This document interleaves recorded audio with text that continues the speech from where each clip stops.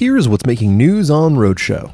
Ford has been quietly researching ways that it could use graphene in its vehicles since 2014, and it looks like now it has an answer. Ford found that by adding as little as 0.5% graphene by volume to foam, it can cut noise transmission from things like direct injection pumps and valve trains by a significant amount. It also helps foams and plastics stand up to heat better, which, is a good idea under a hood. Expect to see it in use in cars by the end of the year.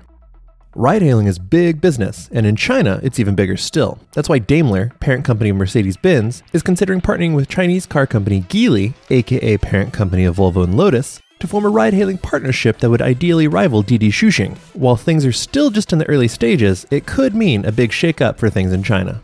People of the internet are crossing all their fingers and toes in hopes that Ford's Bronco will be awesome and totally off-road ready. We've had precious little news on that front to this point, but word around the schoolyard is that Ford is considering selling it with a 7-speed manual transmission from Getrag. That would certainly make things interesting in four-wheel drive town, because 3-pedal options are getting rarer and rarer every year. Fingers crossed that this is one rumor that ends up being true.